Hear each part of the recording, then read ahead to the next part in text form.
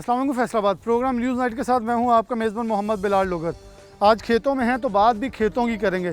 इन खेतों को, इन फसलों को उगाने के लिए जो बीज की ज़रूरत होती है वो पाकिस्तान में किस हद तक पैदा होता है, कितना बाहर से इंपोर्ट होता है, कौन सी फसल के लिए कितना बीज है, कितने सालों से पुराना बीज इस्तेमाल कर रहे हैं और कौन सा बीज इस्तेमाल कर रहे हैं, कौन सा मौजू है, कौन से नुकसानदेह है, बाहर से इंपोर्ट करने वाला अपने साथ क्या क्या ला रहा है, इस सब के ऊपर प्रोग्राम आज करेंगे। हमारे साथ माहिर ज़राअत होंगे। इसके अलावा ख़ास वो चीज़ें अंदर रखेंगे जो कि किसानों को इस वक्त परेशान किए हुए हैं, यानी कि हमारे मुल्क की गलत पॉलिसीज़ और ऐसी सीटों पर बरजमान ऐसे अफसरान जो कि हमारी ज़राअत के लिए ख़तरा बने हुए हैं, वो कैसे सोचते हैं और कैसे इसे बर्बाद करें, सब आज के प्रोग्राम में शामिल होगा।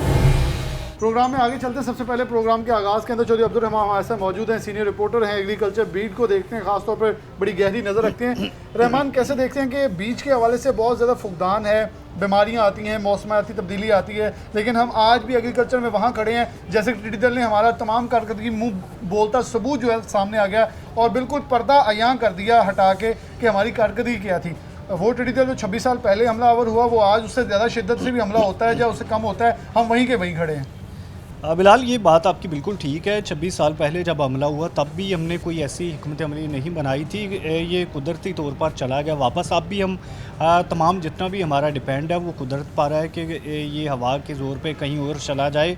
जो अद्वियात स्प्रे वगैरह उसमें हमें शदीद नाकामी का सामना है, क्योंकि इसमें जो हम इतनी ज़्यादा अभी काबिल नहीं हुए कि उनको स्प्रे हेलीकॉप्टर से की जाए, तैयारों से की जाए, क्योंकि जो बैरूनी दुनिया के मसाल देते हैं वहाँ पर हेलीकॉप्टर से इसकी स्प्रे की जाती है, क्योंकि बहुत लंबे झुंड होते हैं, उनको तबाह किया जाता है। जो दल यहाँ पर जो एगलिंग होती है उसको भी तबाह किया जाता है, उसके ऊपर भी स्प्रे की जाती है। तो ये एक हमारा बड़ा अहम मसला है कि हमें जो टिड्डी दल को तबाह करने में मुश्किलात का सामना है, जिसकी वजह से हमारी जो अरबों की फसल है वो ज़ाया हो जाती है, एक ज़ाई अजनास ज़ाया हो जाती है और हम जो एग्रीकल्चर मुल्क है हमें जो बाहर से अपनी चीज़ें हैं वो मंगवाना पड़ती है। अच्छा, बीज के हवाले से हम तो, क्योंकि वो जो बड़ी डिटेल में बताया, बीज के हवाले से कैसे देखते हैं जब ऐसी बीमारियां आएंगी, मौसमाती तब्दीली आएगी और हमारा बीज आज भी वही है जो पहले था, क्या हमारे बीज की रिसर्च के हवाले से कभी फ़ंड मुख्तस नहीं हुए, जब कुछ संजीदगी इख्तियार नहीं की जाती? अदारे बहुत सारे बने हैं लेकिन उनके ऊपर कोई ऑफिसर ऐसा लगा दिया जाता है जो शायद कभी मीटिंग में ये भी कह देते हैं कि गंदम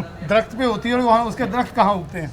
ये आपने बात ठीक की। ये मतलब ज़राई हलकों में ये बात अक्सर डिस्कस होती है कि यहाँ पर उनको ये भी नहीं पता होता कि धनिया कहाँ उगता है, शायद दरख्तों में उगता है। तो ये एक बड़ा मसला यहाँ पर बना हुआ है। तो इसमें आपने बिल्कुल ठीक कहा, लेकिन इसमें टिड्डी दल से पहले भी अगर बात की जाए तो हम पिछले साल के जो अदाद-ओ-शुमार हैं उनके मुताबिक जो हमने सिर्फ मकई है वो 5 अरब रुपए के हाइब्रिड बीज मंगवाए हैं। इसके अलावा ऑयल सीड्स के हम हाइब्रिड बीज मंगवाते हैं, सब्जियात के मंगवाते हैं, चारा जात के मंगवाते हैं। तो ये एक बड़ा मसला है। फिर यहाँ पर जब बात हुई तो उनका ये कहना है कि यहाँ पर हमारे पास क्योंकि ज़मीनें थोड़ी हैं, लेकिन इसमें हुकूमती एंड पे सबसे बड़ा मसला बिलाल कि जब कोई भी मुल्क श्रीलंका या दूसरे मुल्कों में जाके जो मल्टी नेशनल कंपनीज़ में मैं बात कर रहा हूँ जो हाइब्रिड बीज बेचती हैं, तो ये वहाँ पर जाकर काश्त करती हैं, उसके बाद यहाँ पर हमारे किसानों को महंगे दामों बेचा जाता है।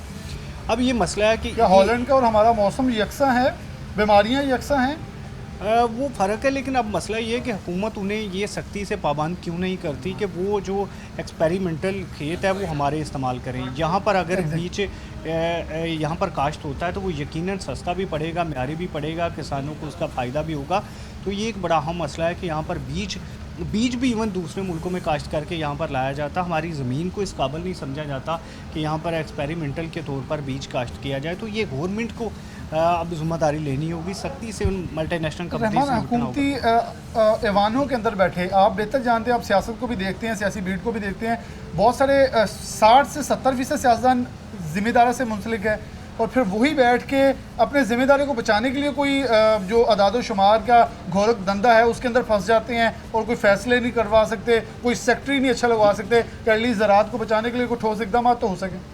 बिलाल, ये समझा जाता है कि यहाँ पर एग्रीकल्चर में लाइव स्टॉक में जो सेक्रेटरी लगता है ना, उसको समझा जाता है खुदे लाइन लगा दिया गया और वो अपनी अच्छी पोस्टिंग के इंतज़ार में छुट्टी पे चला जाता है।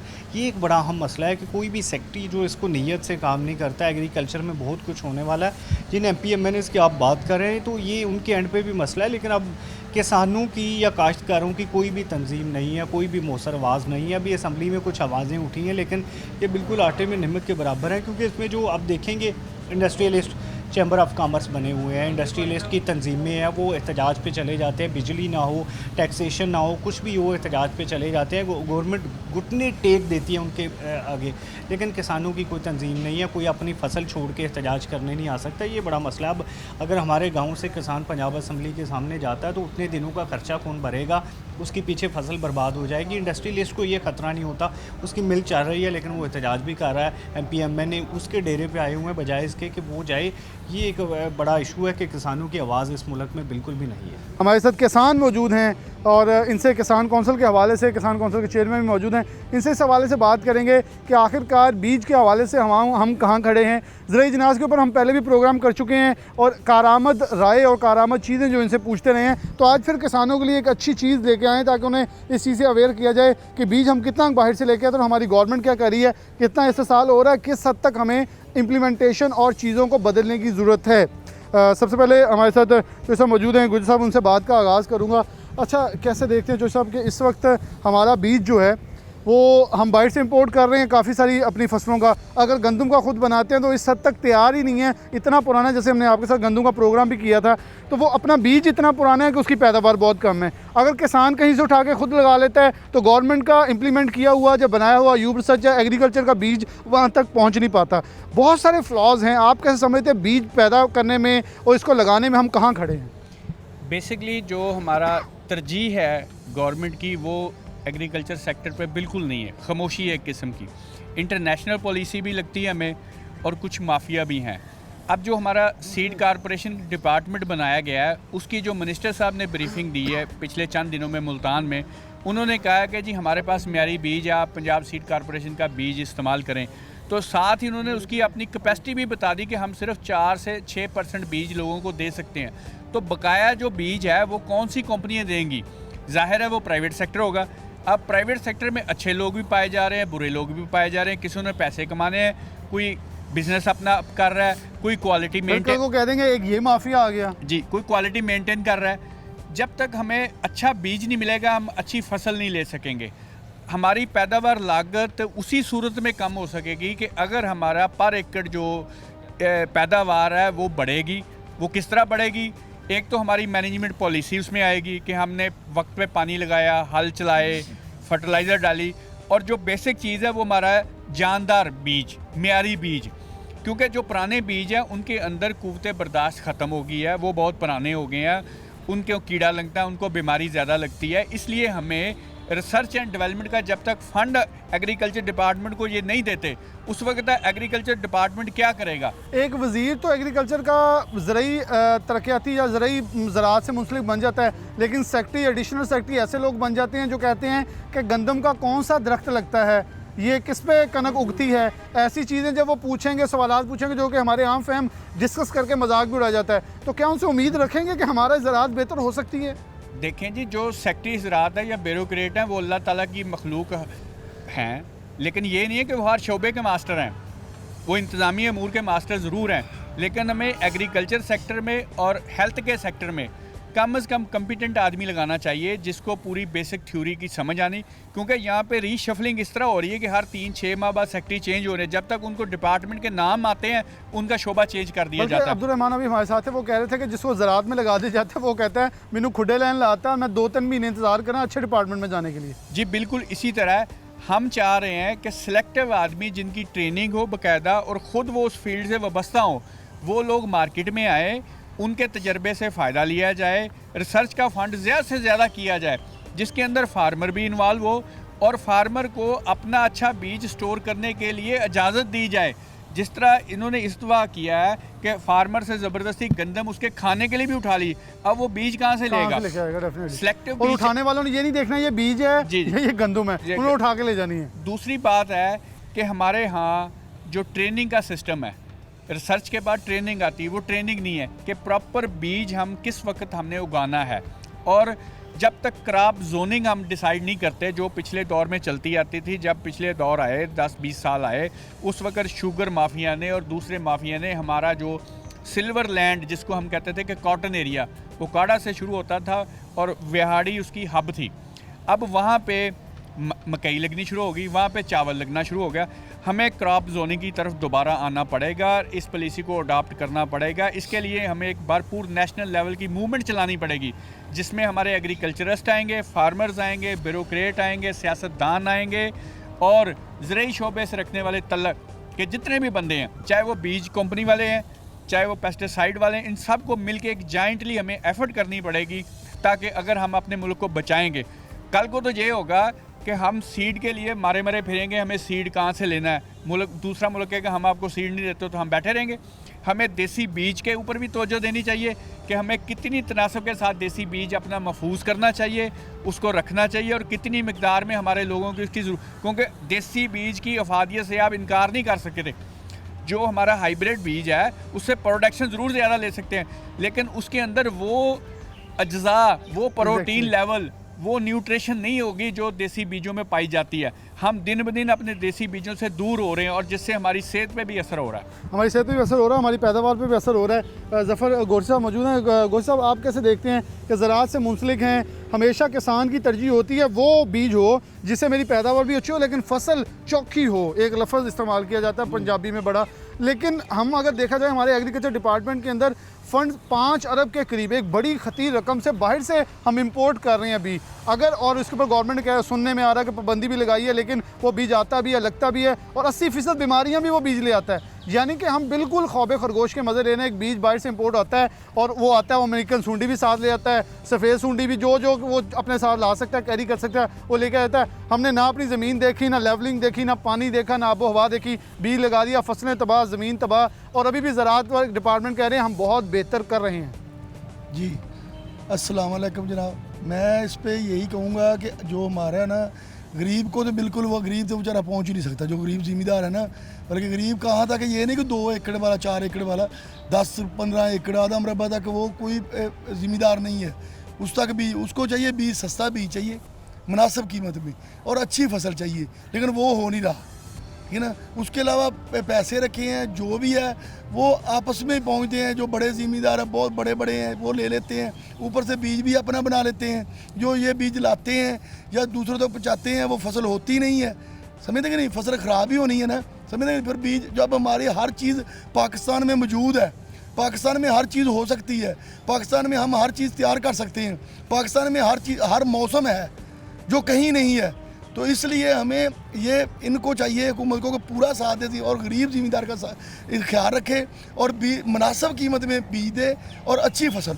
अच्छा, आप कैसे देखते हैं हमारी असम्बली में अगर आप दादोशुमार लगाएं तो कितने सियासतदान ज़राअत से मुंसलिक होंगे? बहुत ज़्यादा हैं। तो फिर हमारा आउटपुट ऐसे लगता है वो आंखें फेर के बैठे हैं, क्योंकि देखें इंडस्ट्री का मसले वो हल करवा रहे हैं, सड़कों के वो हल करवा रहे हैं, लेकिन ज़राअत का मसला नहीं। बहुत सारों को मैं जानता हूँ, काश्तकार हूँ, बहुत सारों को मैं जानता हूँ, और अल्हम्दुलिल्लाह ज़राअत से कम 65 जो ज़राअत से मुंसलिक है, लेकिन ज़राअत पे बोलते नहीं बोलते, उनको ज़रूरत नहीं है, उनके काम हो रहे हैं, उनको हर चीज़ मिल रही है, उनको बोलने की ज़रूरत नहीं है। तो आपके ख्याल में इस वक्त हमें सबसे ज़्यादा ज़रूरत है कि असम्बलियों के फ्लोर के ऊपर हमारा मुनासिब आवाज़ होनी चाहिए? जी जी बिल्कुल। बहुत शुक्रिया, ज़फ़र गोरसी साहब मौजूद थे और गुजर साहब हमारे साथ मौजूद थे। उन्होंने बहुत ही कैटेगोरिकली सारी चीज़ें जो हैं वो ताहिर साहब ने भी बताई कि चीज़ें जहाँ ख़राब हैं और जहाँ से ठीक होने की ज़रूरत है, बहुत इस चीज़ की अमल की ज़रूरत है कि हमारे पास ऐसे हाई ऑफिशियल्स मौजूद हों जो सीट पर बर्जुमान हों, तो दूर से किसान को पता चले कि मेरा दर्द दिल रखने वाला कोई मेरा किसान भाई आया है। किसी किसान के बेटे को नीचे से उठा के भी सेक्रेटरी लगा दें, 3 साल के लिए एक ऐसा बंदा लगाएं जिसे पता हो ज़राअत का, जिसे पता हो कि गंदम ज़मीन पे होती है, दरख्त पे नहीं होती, तो यकीनन तौर पर हमारे हालात भी बेहतर होंगे और हम ज़राई मुल्क कहने के दोबारा से बाफ़ख्र तरीके से कहने के हकदार भी हो जाएंगे। एक छोटी सी ब्रेक, दोबारा हाजिर होते हैं और ब्रेक के बाद दोबारा आपसे इसी टॉपिक के ऊपर, मौजू के ऊपर बात जो है जारी रहेगी।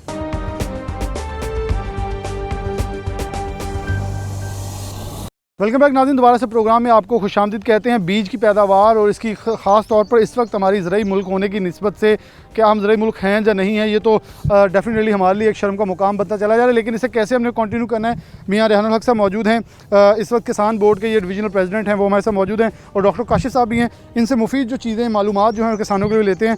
अच्छा मियाँ साहब, आप कैसे देखते हैं इस वक्त किसान को किस हद तक बीज की ज़रूरत है, टिड्डी दल आया, 26 साल बाद आज भी हम वहीं खड़े हैं। अच्छा, वो टिड्डी दल भी हैरान होगा कि इन्होंने आज भी वही बीज लगाया जिस पर मैं पहले हमला करके गया था, और हम मॉडर्नाइज़ नहीं हुए। दुनिया ने मॉडर्नाइज वे अपनाए, हम नहीं अपनाए, और फिर बीमारियाँ आईं, और बीमारियों के साथ हमने, और ख़ास तौर पर पूरी दुनिया के अंदर क्लाइमेट चेंज, मौसमियाती तब्दीलियाँ आ रही हैं, हमारा बीज आज भी वही है। तो क्या हम इस कैपेसिटी में हैं? हमारा पानी की सतह नीचे चलेगी, कहीं कलर की वजह से हमारी ज़मीनों के अंदर पानी भर गया, लेकिन हम अपना बीज नहीं बदल सके, तो फिर हम दूसरी तरफ ये कहते हैं हम तो किसान की पॉलिसी के हवाले से बड़े संजीदा हैं। बिस्मिल्लाहिर्रहमानिर्रहीम। सबसे पहले तो मैं आपके टीवी चैनल सिटी 41 का शुक्रिया अदा करता हूं कि आपने इस तरह के किसान दोस्त जो टॉपिक्स हैं उनको चुना है, जिससे कम से कम हमारी आवाज़ जो है ईवान बाला तक जाएगी, हुकाम तक जाएगी, ताकि हमें वो हमारी शिकायत और हमारे प्रॉब्लम्स का अजाला कर सकें।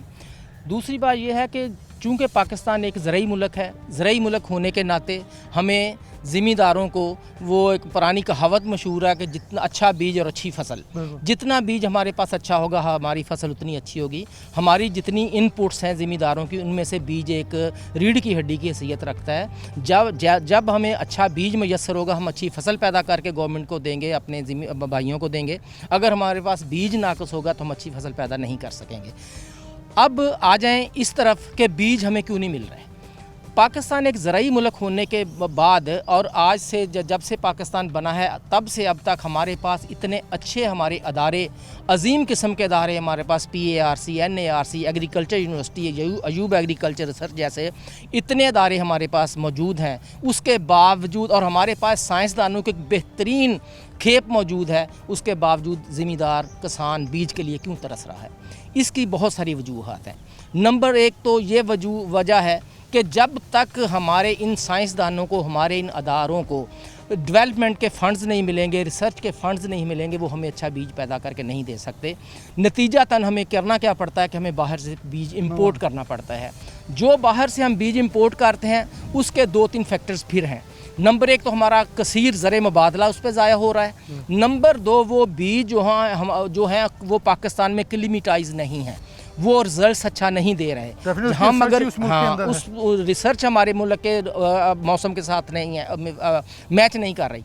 अब बात यह है कि अगर हम कोई ऐसा बीज यूज़ करते हैं, इस्तेमाल करते हैं जो हमारे मुल्क के जो हमारे मौसमी हालात है उसको मैच नहीं कर रहा, तो वो तो अच्छे रिजल्ट नहीं देगा। अब बात यह है कि अगर हमारे अपने कंट्री में, हम अपने मुल्क में हमारे अदारे को अच्छा बीज तैयार करें जिससे हमारा ज़र मुबादला भी बचे, हमें अच्छा सीड भी मिले और वो मौसमी हालात का मुकाबला भी कर सके। अब ज़रूरत इस अमर की है कि उनको फ़ंड्स मुहैया किए जाएँ, इनके बजट में इजाफ़ा किया जाए ताकि वो हमें अच्छा बीज और म्यारी बीज पैदा करके दें। जो बीज हम मार्केट से ले रहे हैं वो ना तो म्यारी होता है और ना ही हमारे मौसमी हालात के मुताबिक होता है। ये सब जब हम देखते हैं मार्केट की तरफ या दुनिया की तरफ, तो बहुत सारे ममालिक के अंदर जब बीज आता है तो उसके तजर्बे होते हैं, पाकिस्तान में तजर्बे नहीं, लेकिन यही मुल्क पहले बीज देता था हमारे पास। आप क्या समझते हैं कि आपने जब उस दौर में देखा कि उस वक्त के हमारे सेक्टर्स या जो ऑफिसर्स थे, जब आला अफसर के आला पाई के ऑफिसर्स थे, उनमें कुछ बेहतरी थी, या अब के ऑफिसर्स में कोई इतनी खामी है कि हम सर्वाइव करना चाहते हैं लेकिन सर्वाइव कर नहीं पा रहे? दरअसल डोगर साहब, ऑफिसर्स में खामियां नहीं होती, खामियां हमारे निज़ाम में होती हैं। जब हमारे ऑफिसर्स को वाफर फंड्स मुहैया होंगे, वैसा माहौल मुहैया होगा तो वो हमें आउटपुट देंगे। अब अगर उनको फंड ही नहीं हम देंगे तो उनको सिर्फ नौकरी के लिए हम पैसे भी कभी देते हैं कभी नहीं देते, उनकी बेसिक ज़रूरियात, उनकी नीड्स जो हम पूरा नहीं करते, तो फिर हमें कैसे अच्छा रिज़ल्ट दे सकते हैं। अच्छा रिज़ल्ट इसी सूरत में मिलेगा अगर हम उन्हें वाफर फंड दें और फिर उसके बाद हम उनसे अपना आउटपुट लें और वो हमें अच्छा बीज पैदा करके दें, ताकि हम अपनी मुल्की ज़रूरत जो है अपने कंट्री में ही पूरी करें, ना कि हम बाहर के मुल्कों को देखें और बाहर हम ऐसे दूसरे मुल्कों से बीज इंपोर्ट करके वो हम लें। एक तो हमें वो महंगा बहुत पड़ता है, ज़िम्मेदार की इतनी पहुंच नहीं है कि अपने महदूद वसाइल में से इतना महंगा बीज भी ख़रीदे, फिर वो बीज भी अच्छे रिजल्ट्स ना दे। मैं तो ये कहता हूं कि पाकिस्तान के अंदर बीज पैदा होना चाहिए, हर किस्म के सब्जियों के, अपना फसलात के सारे बीज हमारे पास अदारे मौजूद हैं, हमारे पास सेटअप मौजूद है। सिर्फ हमें उन्हें फीड करने की ज़रूरत है, उन्हें फ़ंड दें, वाफर फ़ंड दें, और ताकि वो हमें बीज पैदा करके ज़िम्मेदारों तक, उसके घर तक बीज पैदा करके ज़िम्मेदारों को दे सके। डॉक्टर काशिफ साहब मौजूद हैं। डॉक्टर बहुत शुक्रिया वक्त देने के लिए। आप कैसे देखते हैं कि आप डेफिनेटली इसके हवाले से माहिर भी हैं, बीज का कारोबार भी कर रहे हैं, डॉक्टर भी हैं, तो इस वक्त हमारी बेसिकली ऐसी नुक्स नकाइस कहाँ हैं कि हमारे प्राइवेट सेक्टर जैसे कि आप खुद हैं, आप इसके अंदर सर्वाइव करना चाह रहे हैं, आगे बढ़ना चाह रहे हैं, आप लोगों की मुश्किलात आ रही हैं और ख़ासतौर पर बाहर से बीज ला के बेचना पड़ा है, तो क्या हमारे पास रिसर्चर पूरी दुनिया के अंदर हमारे काम कर रहे हैं लेकिन हमारे मुल्क में आके ये तो वही अंदाज़ हो गया, हमारा डॉक्टर बाहर जाके सबसे अच्छा है, पाकिस्तान में आके वही डॉक्टर फ़ीस ज़्यादा लेता लेकिन काम अच्छा नहीं करता। जी बिस्मिल्लाह रहमान रहीम। सबसे पहले तो मैं आपको ये बताना चाहूँगा कि कुछ मामलात ऐसे हैं जो कि हमारी ब्यूरोक्रेसी पे भी मैटर करते हैं। मुझे तो लगता है सब भी उन पे मैटर करते हैं। एक्चुअली अभी हम देखें, सबसे पहले अभी रिसेंट जो हमारा इशू सीड के हवाले से हमें दरपेश रहा है वो ये गंदम के सीड की परचेज़ के हवाले से था, प्रोक्योरमेंट के हवाले से था। तो 3 साल से हमारी ब्यूरोक्रेसी ने या हमारे फूड डिपार्टमेंट ने एक पॉलिसी लॉन्च की हुई थी कि गंदम सिर्फ खाने के लिए और किनोला उगाने के लिए, मुनाफे के लिए। तो अभी आप देखें कि सिर्फ 2 साल में वो पॉलिसी इस बुरी तरह फ्लॉप हुई है कि अभी हमारी गंदम 2000 रुपये में मार्केट में मिल नहीं रही। गवर्नमेंट ने 1400 रेट किया, घरों पे छापे मारे, और सबसे बड़ा जो ज़्यादती की गई है मैं समझता हूँ इस कौम के साथ, कि इस ज़िम्मेदार के साथ, कि हमारे जो सीड के हवाले से प्लॉट्स लगे हुए थे उन्हें फूड डिपार्टमेंट ने, मुतलका डिप्टी कमिश्नर्स ने ज़बरदस्ती पुलिस की मदद से उठा के सीड कंपनियों के स्टॉक्स जो नेक्स्ट ईयर सीड लगना था उसे उठा के फूड डिपार्टमेंट को दे दिया कि उसका आटा बना के लोगों को खिला दिया जाए। तो ये इतना बड़ा ब्लंडर है जिसकी कीमत अगले साल हमें चुकानी पड़ेगी गंदम के हवाले ये से। मैं कहता हूँ ये अनाड़ियों के हत्थे चढ़ गए अब। जी ऑब्वियसली देखें कि तब तक मामला ठीक नहीं हो सकते जब तक जिसने ये पॉलिसी बनाई थी गंदम खाने के लिए, गनौला मुनाफे के लिए, उसको सज़ा नहीं मिल जाती कि ये पॉलिसी गलत थी, कि 2 साल में ये पॉलिसी फ्लॉप हो गई है। सेकेंडली हम आते हैं जहाँ तक हमारे लोकल प्रोडक्शन के हवाले से, तो आजकल हमारा सबसे इम्पॉर्टेंट फैक्टर जो है कॉर्न के हवाले से, मकई के हवाले से देखते हैं, तो मकई की कोई 40% के करीब जो हमारी प्रोडक्शन है वो यहाँ लोकली हो रही है, 60% हम इम्पोर्ट कर रहे हैं। अब इंपोर्ट के हवाले से डिफरेंट कंट्रीज़ में जो मामला देखे जाते हैं वो ये हैं कि क्या जो भी मल्टीनेशनल ग्रुप आपके मुल्क में चीज़ दे रहा है उसकी रिसर्च भी यहाँ हो रही है या नहीं। तो इस हवाले से हमने बहुत दफ़ा हकाम बाला के सामने ये चीज़ रखी है कि ऐसी लेजिस्लेशन की जाए कि जो मल्टीनेशनल कंपनीज पाकिस्तान में हम 60% इंपोर्ट कर रहे हैं, पर इंपोर्ट बिल को कम करने के लिए अपनी प्रोडक्शन और रिसर्च यूनिट्स यहाँ पे पाकिस्तान में लेके आएँ। एक तो उसका सबसे बड़ा बेनिफिट ये होगा जब हमारी इन्वायरमेंट में उनका रिसर्च चलेगी तो हमारी इन्वायरमेंट से रिलेटेड, हमारे क्लाइमेट से जो सूट करेंगे वो वैराइटीज़ यहाँ इवॉल्व होंगी।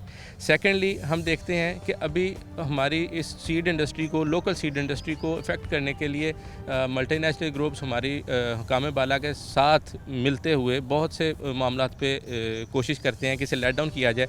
उसमें अभी बहुत इंपॉर्टेंट इशू कुछ अरसे से हम हाईलाइट कर रहे हैं कि GMO कॉर्न को पाकिस्तान में लॉन्च किया जा रहा है, जेनेटिकली मॉडिफाइड। जैसे अब BT कॉटन आई थी, BT कॉर्न लाई जा रही है।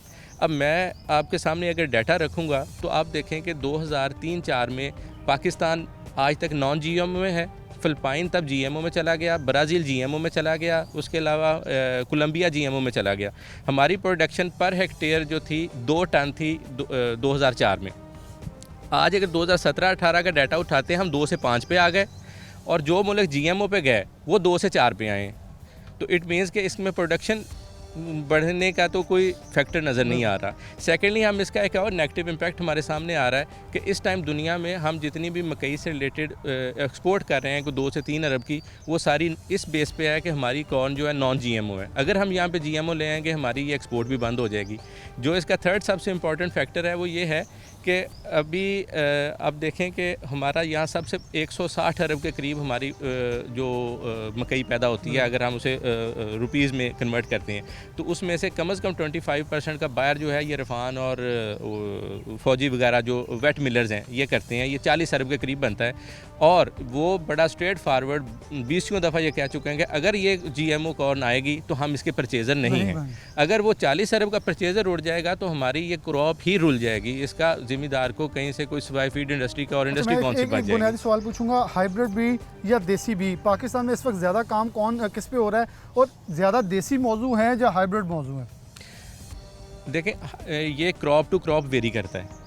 अगर आप चले जाएंगे कॉटन के हवाले से तो कॉटन में हम समझते हैं कि हाइब्रिड जो वो कामयाब नहीं है जी, उसमें वो कामयाब नहीं। लेकिन अगर हम कॉर्न की तरफ आएंगे तो देसी कॉर्न का और हाइब्रिड कॉर्न का, क्योंकि आप देखें कि हमारा मामला जो है अब क्वालिटी से ज़्यादा हमारा फूड सिक्योरिटी पे चला गया है, क्योंकि फूड सिक्योरिटी सबसे पहले आनी है, फूड प्रोडक्शन सबसे पहले आनी है। अगर हमारी कोई वैरायटी देसी में होते हुए 25 मन पैदावार देती है, हाइब्रिड में 80 मन पे चली जाती है खाने के लिए, तो हमें आज हमारी जिस तेज़ी से आबादी बढ़ रही है हमारे लिए वो क्वालिटी से ज़्यादा प्रोडक्शन ज़्यादा मैटर करती है।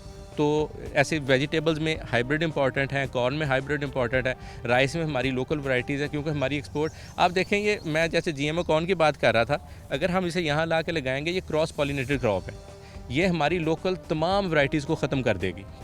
ये हमारी तमाम लोकल, क्योंकि ये क्रॉस पॉलिनेट होगी, हवा में फैलेगी, इर्द गिर्द के तमाम को पोल्यूट कर देगी। पोल्यूट कर देगी सबको। और ये बड़ी ख़तरनाक है कि हमारे पॉलिसी मेकर्स जो हैं वो इस वक्त गलत सिमत में जा रहे हैं। इससे पहले भी हमने गलतियां की, मुख्तलिफ अपनी फसलें जो तबाह कर ली, अब फिर से इसी तरफ हम चलते जा रहे हैं और अपने हालात जो हैं वो इस वक्त अबतर करते चले जा रहे हैं, जिसका नुकसान सबसे बड़ा ये है कि हमारी फसलें तबाह हो रही हैं, हमारा इंफ्रास्ट्रक्चर तबाह हो रहा है और हम ज़रूरी इजनास के हवाले से किल्लत की तरफ जा रहे हैं। एक छोटी सी ब्रेक लेते हैं, दोबारा हाजिर होते हैं, कोशिश करते हैं कोई आला ऑफिसर महकमा ज़राअत से रिलेटेड उनसे बात करें और वो इसके ऊपर क्या मौक़िफ़ रखते हैं, कैसे हुकूमत लेके चल रही है, क्या कर रही है, वो सब आपके सामने रखते हैं।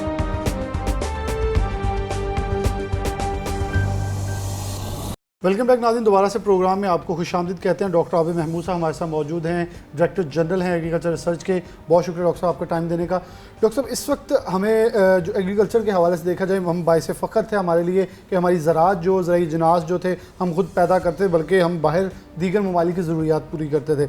लेकिन अनफॉर्चुनेटली कुछ पिछले सालों के अंदर ऐसा कुछ हुआ है कि एक तो मौसमियाती तब्दीली और फिर हमारे बीज के हवाले से बहुत सारी चीज़ें हम तरक्की नहीं कर सके, जिसकी बिना के ऊपर हमारी क्रॉप्स इस वक्त डिस्टर्ब नज़र आ रही हैं। फिर मौसमियाती तब्दीली और कुछ बीमारियों का एक बाद दीगर जो हमला है, जिसे हम अगर लें तो टिड्डी दल का हमला भी है, तो इसके अंदर हमारे बीज डिस्टर्ब बहुत हुए और ख़ास तौर पर हाइब्रिड बीज के हवाले से हम 5 अरब तक का बड़ी तादाद के अंदर जो बीज है वो बाहर से इंपोर्ट कर रहे हैं। तो इस सब के ऊपर आप कैसे देखते हैं कि इस वक्त हम किधर जा रहे हैं और एग्रीकल्चर में हम कहाँ स्टैंड कर रहे हैं? डेफिनेटली अयूब रिसर्च भी मौजूद है, एग्रीकल्चर यूनिवर्सिटी भी मौजूद है, हमारे पास बड़े अदारे मौजूद हैं, लेकिन अभी तक वो एग्रीकल्चर जो हमारा फ़ख्र होता था दोबारा से वो हमारे माथे का झूमर नहीं बन सका अभी तक। बिल्कुल आपने सही फरमाया है। ये एग्रीकल्चर जो है ये हम बीज बाहर से इंपोर्ट कर रहे हैं, लेकिन मैं गुजारिश करूँ कि जो अयूब ज़री तहकीकाती अदारा फैसलाबाद है, हमारे 26 इंस्टीट्यूट्स हैं पूरे पंजाब के अंदर और मुख्तलिफ क्रॉप के ऊपर हम रिसर्च कर रहे हैं। तो इसमें अगर हम क्रॉप वाइज लें तो हमारी सबसे बड़ी फसल गंदम है। गंदम का 100% बीज पाकिस्तान में अयूब रिसर्च की वैराइटीज़ हैं और ये पाकिस्तान में बन रहा है, कहीं बाहर से नहीं आ रहा। इसके बाद कपास है, तो कपास का भी 100% बीज पाकिस्तान का है, जो पाकिस्तान के अंदर बीजा जा रहा है। कोई बीज एक तोला भी बाहर से नहीं आ रहा, क्योंकि बाहर से बहुत सी कंपनियां, इंटरनेशनल कंपनियां अपने बीज लेके आईं और उन्होंने वो यहाँ पे आके ट्राई की, क्योंकि हमारा टेम्परेचर बहुत ज़्यादा है, हमारे काटन लीफ का वायरस का प्रॉब्लम है, 48 डिग्री के ऊपर 50 डिग्री के ऊपर हमारी काटन होती है। दुनिया की कोई वैरायटी इधर इस टेम्परेचर के ऊपर नहीं ठहर सकी आज तक। तो इसलिए ये हमारी ही वैरायटीज़ हैं। ये एक गलत फहमी है लोगों में कि जी कपास का बीज भी बाहर से आ रहा है फलां जी, ऐसी कोई बात नहीं है। तो ये सारा पाकिस्तान का और ये हमारा प्राइवेट सेक्टर, गवर्नमेंट सेक्टर की वैरायटीज़ हैं। पाकिस्तान सेंट्रल काटन कमेटी है, पंजाब गवर्नमेंट है, इस तरह ये सारी पाकिस्तान की ही वैरायटीज़ हैं जो लग रही हैं। इसके बाद गन्ना आता है, गन्ने का 100% पाकिस्तान का बीज है, पाकिस्तान के अंदर ही बनता है, पाकिस्तान के अंदर ही बिजाई हो रही है। इसके बाद जो बड़ी फसल चावल है, तो चावल में 2 किस्म के चावल हैं, एक बासमती चावल है, लॉन्ग ग्रेन चावल है, और एक हमारा जो है वो मोटा चावल है। तो मोटे चावल का बीज कुछ जो है वो बाहर से आ रहा है, लेकिन बासमती 100% बीज जो है वो पाकिस्तान का है और पाकिस्तान का ही बीज जो है वो बिजाई हो रही है। जो बीज बाहर से आ रहे हैं वो 2 मेन क्रॉप्स हैं, एक सब्जियात के और एक चारा जात के। तो अब ये मौजूदा हुकूमत ने बहुत अच्छा कदम उठाया है कि इन्होंने बाहर से बीज आने पे पाबंदी लगाई है। और इसकी एक वजह ये भी थी कि जो बीज हम बनाते थे, ये बड़ी फसलों के बीज तो एकदम चले जाते। ये अब सब्जियात कहना आसान है, ये कोई 45 सब्जियाँ जो पाकिस्तान में लग रही हैं, पंजाब के अंदर लग रही हैं। अच्छा, 45 सब्जियों का हमारे पास एक ही इंस्टीट्यूट था जिसमें 20 के करीब साइंसदान थे। तो आप कह लें कि एक साइंसदान के पास 2-2 फसलें थीं, जबकि गंदम में, चावल में, कपास में एक ही फसल है तो उसके ऊपर 20-20-30 साइंसदान हैं। तो इसको हमने गवर्नमेंट के साथ ये टेकअप किया कि सब्जियों का बीज बाहर से अगर हमने रोकना है तो हमें अपनी रिसर्च को स्ट्रेंथन करना पड़ेगा। तो हमने 4 इंस्टीट्यूट सजेस्ट किए थे कि और बनाए जाएं। हर इंस्टीट्यूट को जिस तरह की ये सब्जियां जहाँ जहाँ पे होती हैं वहाँ पे इंस्टीट्यूट, हर इंस्टीट्यूट में 6-6, 7-7 सब्जियाँ हों। तो ये मौजूदा गवर्नमेंट ने हमारा ये जो था, हमारी प्रपोजल जो थी, हमारा प्रोजेक्ट था, उसको मंजूर किया। पिछले साल 2 नए स्टेशन जो हैं, एक साहिवाल के अंदर और 1 करोड़ के अंदर वो जो है वो मंजूर हो चुका है, उसका काम उसने काम अब शुरू कर दिया है। 2 जो और थे वो अभी फंड्स की कमी की वजह से पेंडिंग हुए हैं, उसमें एक साहिवाल में था और एक शेखुपुरा में था और एक फैसलाबाद में हमारा ऑलरेडी है। तो मैं समझता हूँ कि ये जिस तरह यूँ ही ये मुकम्मल होता है, 5 इंस्टीट्यूट इस पे काम करेगा, हर इंस्टीट्यूट के ज़िम्मे पे 4-4 5-5 फसलें हैं। तो मैं समझता हूँ कि इंशाल्लाह अगले 3-4 साल के अंदर अंदर जो है ये सब्जियों का बीज जो है हम अपना, इसके साथ साथ जो है वो ये है कि हमने एक नया सिस्टम डेवलप किया है यहाँ पे कि पहले जो हम वैरायटी बनाते थे उसका बीज आम ज़मींदार तक पहुँचते पहुँचते कई साल लग जाते थे। मैं आपको एक मिसाल दूंगा कि पिछले साल गंदम की जो सबसे ज़्यादा वैरायटी लगी वो फैसलाबाद 08 थी, जो फैसलाबाद 08 2008 में अप्रूव हुई और ये जो साल गुजरा है 2020 इसमें ये मैक्सिमम एरिया तकरीबन 36 से 40% एरिया जो पंजाब का इस फसल का लगा। आप अंदाज़ा लगाएं कि 12 साल लगे इसको बीज को लोगों तक पहुंचने में। अब हमने इसका अल्टरनेट ये सोचा कि हमने गवर्नमेंट से ये कहा कि हम इस तरह करें कि जो भी हम वैरायटी बनाएं यहाँ पे या हाइब्रिड बनाएं तो उसको हम ऑक्शन करें। इसके लिए हमने गवर्नमेंट ने हमें इसकी इजाज़त दी, हमने कंपनियाँ प्री क्वालिफाई की और ये अभी पिछले हफ्ते ही हमने कुछ सीड ऑक्शन किए हैं जिसमें मेज़ के हाइब्रिड हैं, जिसमें सब्जियों में ये टमाटर का हाइब्रिड है, कपास की वैरायटी है, इसी तरह गंदम की वैरायटीज़ हैं। तो अब ये ऑक्शन सिस्टम क्योंकि गवर्नमेंट के पास तो इतने वसाइल ही नहीं है, हमारा जो अयूब रिसर्च इंस्टीट्यूट है बहुत कम, आपको पता है ज़मीन है हमारे पास, तो जो बीज बनाने के लिए बहुत ज़्यादा ज़मीन जो होती है वो चाहिए होती है, तो वो पूरी दुनिया में प्राइवेट सेक्टर ही बीज बना रहा है। तो मैं समझता हूँ कि गवर्नमेंट ने जो हमें ये इजाज़त दी है कि आप प्लांट ब्रीडर राइट एक्ट के तहत हम ये जो है अपनी ये जो भी यहाँ पे वैरायटी या हाइब्रिड बनेगी उसको हम ऑक्शन करेंगे और फिर प्राइवेट सेक्टर का ज़ाहिर है उसमें मुफाद होगा। साइंसदानों को ये फ़ायदा होगा कि उसमें रॉयल्टी मिलेगी, वो ज़्यादा मेहनत से काम करेंगे। कंपनी का ये मुफाद होगा कि उसको बीज में मुनाफत होगा और ज़िम्मेदार को ये फ़ायदा होगा कि उसकी पैदावार बढ़ेगी। तो ये 3 ही स्टेक होल्डर हैं इसमें बीज के अंदर, तो तीनों को इससे फ़ायदा है। तो मैं समझता हूँ कि ये जो सिस्टम एक नया लागू हुआ है इससे हमारी वैरायटीज़ हैं वो जल्दी, अब हम एक्सपेक्ट कर रहे हैं कि 2-3 साल में ये आम ज़मींदार तक पहुंच जाया करेंगी जो पहले 10 से 12 साल में पहुंचती। डॉक्टर साहब आपने इसका जवाब दे दिया, लेकिन मेरा क्वेश्चन फिर वहीं का वहीं खड़ा रह गया। जो किस्सा आपने कहा गंदम, गन्ना और चावल और इसके अलावा कुछ चावल की कुछ बाहर से आती है, लेकिन जो सॉलिड हमारे पाकिस्तान के अंदर बीज पैदा होते हैं। लेकिन अगर हम आज भी देखें तो आज भारत जो है वो 80 मन तक जा चुका है और हम 50 नहीं क्रॉस करते बल्कि 40 क्रॉस कर रहे हैं। ये हमारी बहुत ही कोई सुनहरी मौका होता है। अयूब रिसर्च के बीज मैंने प्रोग्राम किया तो आपके कुछ साइंसदान भी मौजूद थे, रिसर्चर्स थे, उनका हमारे पास 60-70 से ऊपर पैदावार हुई। लेकिन प्राइवेट कंपनी ले लेंगी, बिड ले लेंगे, उठा लेंगे, बेच लेंगे, लेकिन किसान जो एक्चुअल है उस तक फिर नहीं ये पहुंचते, क्योंकि वो तो एक आड़ती का मकरूज है, वो उससे लेता है, वहीं बीजता है, अपना बीज उठा के अपना डाल दिया। ये पूरे सिस्टम को आपको लगता है ना कि इस्लाहात की बहुत शदीद ज़रूरत है और हमें टेक्नोलॉजी को बहुत वास्ट करना है अपने एग्रीकल्चर के अंदर, पंजाब के अंदर ख़ास तौर पर? बिल्कुल आप सही फरमा रहे हैं कि इस्लाहात की तो ज़रूरत है, हमेशा ही इम्प्रूवमेंट की रिसर्च के अंदर जो है वो गुंजाइश रहती है और इसी तरह जो पॉलिसीज़ होती हैं उसको भी वक्त के साथ साथ इम्प्रूव करना पड़ता है। लेकिन ये जो बात है कि किसी चीज़ की पैदावार इंडिया में 80 मन आ रही है और पाकिस्तान में, बिल्कुल गलत बात है। हाँ, कोई ऐसी फसल नहीं है कि उनकी पैदावार हमसे दुगनी हो। एक फसल का मैं आप अगर टाइम हो तो मैं आपको बता दूं, हम कपास में उनसे हमारी ज़्यादा पैदावार है पर एकड़, गंदम में 2-3 मन का फ़र्क है। सिर्फ वो भी फ़र्क इसलिए है गंदम में कि हमारी कोई 29-30 मन है, उनकी 32 मन के करीब है एवरेज जो पैदावार है इंडिया की जो है, तो वो सिर्फ इसलिए है कि वहाँ पे खाद सस्ती है, वहाँ पे इम्प्लीमेंट जो हैं वो सस्ते हैं, लोग पूरी खाद डालते हैं। हमारे भी जो ज़मींदार पूरी खाद डालते हैं उनकी 50 मन 60 मन, ये जो पिछले सालों में मुकाबले हुए हैं, जो फर्स्ट आया ज़मींदार उसकी 98 मन पैदावार आई है और हज़ारों ज़मींदार, ये गंदम की मैं बात कर रहा हूँ, तो बाकी जो हज़ारों ज़मींदार ऐसे हैं, हर गाँव में 2-4 ज़मींदार ऐसे हैं जो 50 मन 60 मन पैदावार ले रहे हैं। तो सिर्फ हमारे क्योंकि इनपुट्स थोड़े से में, अब ये मौजूदा गवर्नमेंट सब्सिडी, ये खाद के ऊपर भी सब्सिडी दी है, पेस्टिसाइड के ऊपर भी सब्सिडी दे रहे हैं, तो मैं समझता हूँ कि ये मैं बाकी इंडिया हमसे बिल्कुल आगे नहीं है किसी भी चीज़ में जो है, तो सिर्फ वहाँ पे इनपुट सस्ते हैं, वो ज़मींदार पूरी डालता है, तो ये फ़र्क है। 80-40 मन का कोई फ़र्क नहीं। अच्छा, एंड पे आप कैसे इसे कंप्लीट करेंगे चीज़ को कि अगर हम देखा जाए तो हमारे जो ख़ास तौर पे किसान हैं उन्हें सब्सिडाइज रेट में आपने कहा खाद मिलती है डेफिनेटली, लेकिन अनफॉर्चुनेटली वो सब्सिडी तब मिलती है जब किसान फसल उठाने वाला होता है, काटने वाला होता है, तब सब्सिडी आ जाती है। ये गवर्नमेंट के मामला तो डेफिनेटली मेरा क्वेश्चन आपसे वैलिड बनता नहीं है, लेकिन आप कैसे देखते हैं कि इस वक्त जो बीमारियाँ आ रही है जैसे टिड्डी दल समेत मुख्तलिफ बीमारियों का एकदम से दोबारा 26 साल बाद हमला हो जाता है, तो उसके अंदर हमें बीज की दोबारा से कोई नशोनुमा की ज़रूरत नहीं है ताकि इन बीमारियों से तदारक के लिए भी हमारे पास कोई ठोस बीज और कोई ऐसी पैदावार का जो नस्ल है वो होनी चाहिए? हाँ, ये आपने बड़ा इम्पोर्टेंट जो है ये सवाल उठाया है।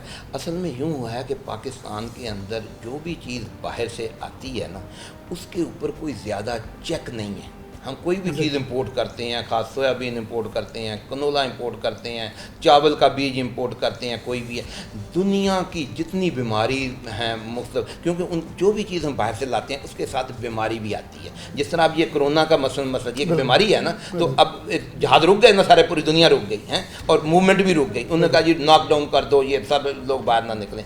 यही क्योंकि इंसान भी ज़िंदा चीज़ें हैं, पौधे भी ज़िंदा चीज़ें हैं। पौधों में भी जब एक जगह से दूसरी जगह कोई चीज़ जाती है तो उसके साथ बीमारी भी जाती है। तो हमारे मुल्क में क्योंकि इतने ज़्यादा चेक नहीं थे, हमारे जो भी बीज बाहर से आते गए वो थोड़ा थोड़ा लोग अपनी मर्ज़ी से बीज उसके साथ अब ये एक कह दें कि दुनिया की जो बीमारी, हर किस्म की बीमारी हमारे चावल के ऊपर, हमारी सब्जियों के ऊपर ये मौजूद हैं। वायरस जितने थे दुनिया में वो सारे इधर इकट्ठे हो गए, तो हमारे चेक नहीं था। अब मौजूदा हुकूमत ने ये भी कदम उठाना शुरू किया है। मैं उम्मीद करता हूँ कि इंशाल्लाह ये, क्योंकि हमारे मुख्तलिफ बार्डर हैं, आपको पता है अफगानिस्तान का बार्डर है, ईरान का बार्डर है, कराची है, कश्मीर है, मुख्तलिफ जगह से चीज़ें दाखिल होती हैं। तो ये दुनिया में आप जब देखते हैं, कहीं भी आप जहाज़ में सफ़र करते हैं तो जहाज़ अभी ऊपर ही होता है, ऐलान होता है कि अगर आपके पास कोई प्लांट मटीरियल है तो उसको डिक्लेयर, और किसी चीज़ का ऐलान नहीं होता। कोई ये नहीं होता कि आपका कोई फीम चर्च है, कोई असला है, कोई वो है, ज़ाहिर है उस पर भी पाबंदी है, लेकिन इस चीज़ का ऐलान होता है और एक फार्म दिया जाता है कि अगर प्लांट, कोई मुल्क अपने मुल्क में दाखिल नहीं होने देता कोई भी चीज़ बगैर उसको ट्रीट किए, बगैर उसको किए। अगर हमारे मुल्क में भी ये हो जाए तो ये बीमारियां जो हैं ये ना आए बाहर से। हमने एक सर्वे किया है पिछले दिनों, 80% हमारी बीमारियां जो हैं, 70 से 80% मुख्तलिफ फसलों के ऊपर ये बाहर से आई हुई हैं।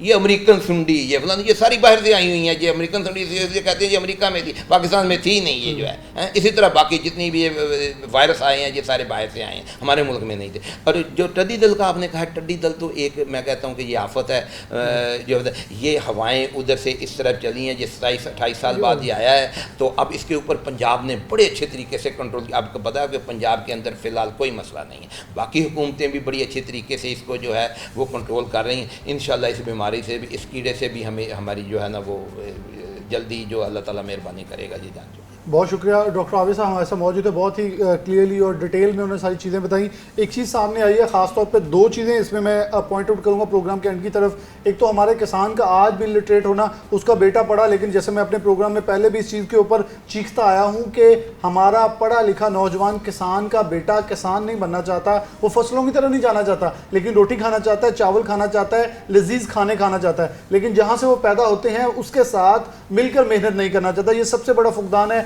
और यही है कि हमारा किसान आज भी इलिटरेट है। जो इन्होंने कहा रिसर्चेस की ज़रूरत है, बाहर से आने वाले बीज को हम बगैर किसी टेस्ट के वहाँ उसके अंदर बो देते हैं ज़मीन के अंदर, फिर उससे जो निकलता है ना हमें स्प्रे का पता होता है, हम किसी की स्प्रे किसी भी कर रहे होते हैं और अपने देसी टोटके इस्तेमाल करते हैं, जिसकी बिना के ऊपर हमारी ज़मीनें जो हैं वो भी मुतासिर हो रही हैं और ख़ास तौर पर हमारी ज़राई अजनास बुरी तरह से मुतासिर हो रही हैं। इसके साथ हुकूमती पॉलिसीज़ के अंदर बहुत सारे संजीदगी के साथ कुछ इस्लाहात की ज़रूरत है जो कि हमारे ज़राअत के लिए, मैं इस वक्त कहूँगा डॉक्टर साहब शायद उस पर एग्री नहीं करेंगे, लेकिन मेरे लिए इस वक्त बिस्तरे मर के हालत में हम जा चुके हैं, उससे हमें वापस लाना होगा। जैसे दीगर डिपार्टमेंट्स के अंदर हम बहुत संजीदगी से काम करते हैं, वैसे एग्रीकल्चर के अंदर काम करें ताकि हम दोबारा से एग्रीकल्चर कंट्री कहलवाने के काबिल हो सकें। इसके साथ प्रोग्राम न्यूज़ नाइट से इजाज़त दीजिए। अल्लाह हाफिज़।